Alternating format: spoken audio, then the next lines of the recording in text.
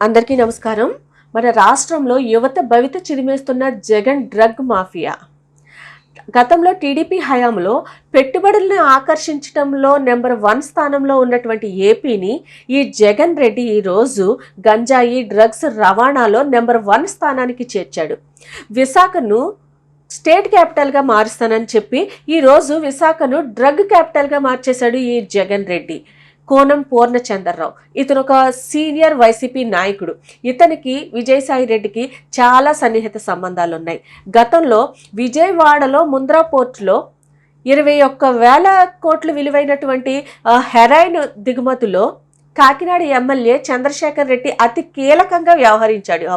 ఇప్పుడు ఏకంగా 50,000 కోట్లు విలువైనటువంటి 25,000 కిలోల అతి భయంకరమైన డ్రగ్స్ పట్టుబడ్డాయని ఇప్పుడు సిబిఐ తన నివేదికలో పేర్కొంది.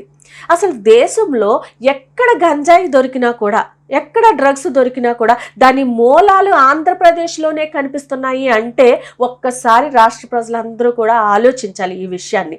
ఎందుకంటే ఎక్కడికి పోతున్నది మన రాష్ట్రాన్ని ఈ జగన్ రెడ్డి, ఎక్కడికి దిగజారు చేశాడు, ఎక్కడికి తీసుకెళ్ళిపోతున్నాడు మనల్ని, మన బిడ్డల భవిష్యత్తు ఏమైపోబోతుంది ఒక్కసారి రాష్ట్ర ప్రజలందరూ కూడా ఆలోచించాలి. ఇన్నాళ్ళు ఈ 5 ఏళ్లుగా ఈ జగన్ రెడ్డి అధికారంలోకి వచ్చిన తర్వాత ఈ కల్తీ మద్యం మాఫియాతో ప్రజలు ఇళ్ళు ఒళ్ళు ప్రాణాలు అన్నీ నాశనం చేశారు. ఇప్పుడు ఈ డ్రగ్స్ని తీసుకొచ్చి ఈరోజు విశాఖ కేంద్రంగా రాష్ట్ర వ్యాప్తంగా ఈ డ్రగ్స్ని విస్తరింపచేయాలని చూస్తున్నారు. రాష్ట్ర వ్యాప్తంగా విస్తరింపజేస్తున్నారు. యువతను మత్తులో ముంచి ఈరోజు మన బిడ్డల భవిష్యత్తుని సర్వనాశనం చేస్తున్నాడు ఈ జగన్ రెడ్డి అండ్ కో. ఈ డ్రగ్స్ పట్టుబడినప్పుడు మొన్న సిబిఐ వాళ్ళు సీజ్ చేయడానికి వెళ్ళినప్పుడు అక్కడ స్థానిక పోలీసులు తీవ్రంగా ప్రతిఘటించారు సీజ్ చేయకుండా అని చెప్పి సిబిఐ తన ఎఫ్ఐఆర్లో పేర్కొంది.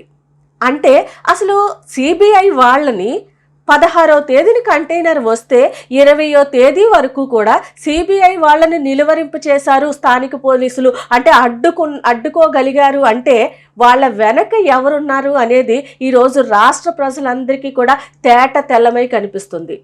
తాడేపల్లి ప్యాలెస్ ప్రమేయం లేకుండా, తాడేపల్లి ప్యాలెస్ హస్తం ఇందులో లేకుండా స్థానిక పోలీసులు సిబిఐ వాళ్లను అడ్డుకోగలరా? ఒక్కసారి రాష్ట్ర ప్రజలందరూ కూడా దీనిపైన దృష్టి పెట్టి ఆలోచించాలని కోరుకుంటున్నాను.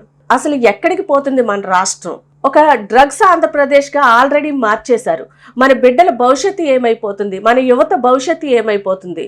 ఒకసారి రాష్ట్ర ప్రజలందరూ విజ్ఞతతో ఆలోచించాల్సిన సరైన సమయం ఇది. కాబట్టి మనందరం కూడా దీనిపైన దృష్టి పెట్టాలని, సరైన నాయకుల్ని వచ్చే ఎలక్షన్లో సరైన నాయకుల్ని మనం ఎన్నుకోవాలని, చంద్రబాబు నాయుడు గారు లాంటి మంచి నాయకుడిని మనం ఎన్నుకుని మన బిడ్డల భవిష్యత్తు కాపాడుకోవాలంటే ఈ జగన్ రెడ్డిని, ఈ వైసీపీ నాయకుల్ని అందరినీ కూడా ఓటు అనే ఆయుధంతో తరిమి కొట్టాలని మిమ్మల్ని అందరినీ కూడా మనస్ఫూర్తిగా కోరుకుంటున్నాను. Thank you.